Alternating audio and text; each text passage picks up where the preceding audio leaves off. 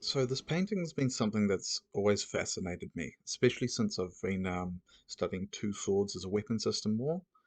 And so what it's depicting is apparently this duel that happened, nicknamed the Duel of the Century. Specifically, what century? It's on the 26th of May in 1546 between Joker on the left here is a man by the name of Giovanni Taddei, and on the right we've got a fella called Ascenio della Corna. So obviously the first question I had was the authenticity of the painting and how it depicts the duel that occurred. Um, so I looked it up and I sort of realized this isn't firstly it's not actually a framed painting, it's actually a fresco on the wall. And it's in this dude's house. Like this dude's like painted out his entire military career, all his like best moments. And so in that sense, it's more likely to be accurate in some respects, but also perhaps there's some embellishment, I'm not sure, but we're going to treat it as if it's real. Something important to note is watching the point of contact that he's been landing all of his thrusts in. So this area around here is an area that's called the Punto by Marco Docchiolini. What Docchiolini says is that many masters from this time period actually advise that you target this area over here, and so actually that's a good place to hit if you want to kill someone, because, that's the heart. But actually what Docchiolini recommends, and I would agree with this, is that you actually, instead of aiming for the left shoulder, aim for the right.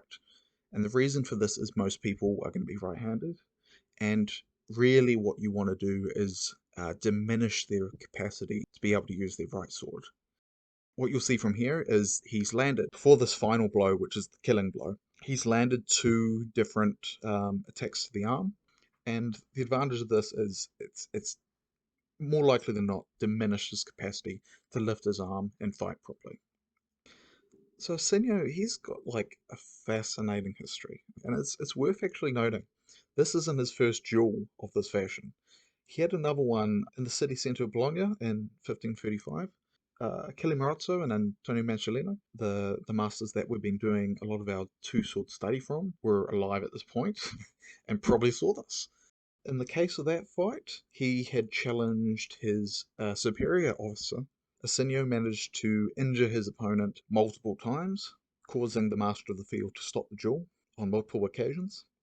And this counter Campagna, he's accusing Ascenio of challenging him just to gain fame, and that the requests for him to yield were impossible because they were beneath his status. Eventually, though, this other duel doesn't end in a death, and the Count compromises and essentially admits defeat to Ascenio.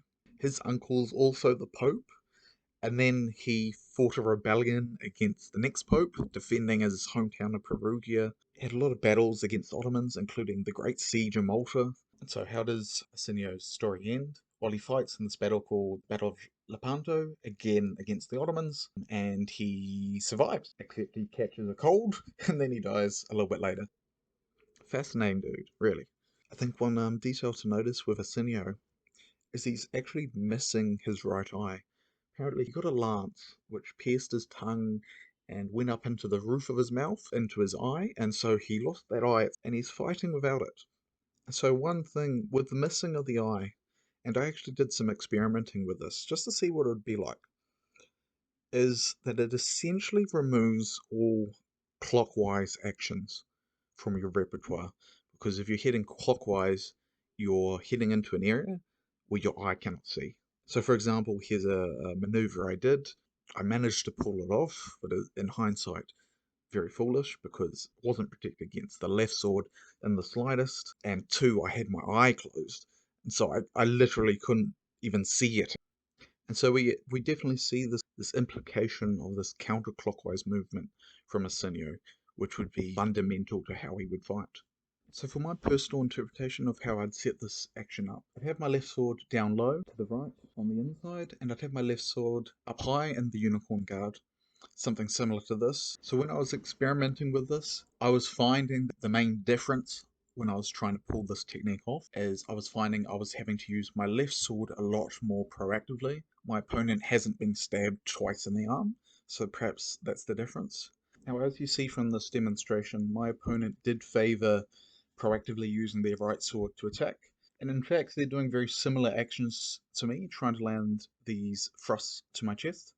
And I think the difference is that I was focusing on my setup a lot more, of getting that left sword into a good defensive position. And of course, I have to use it by going up into head guard.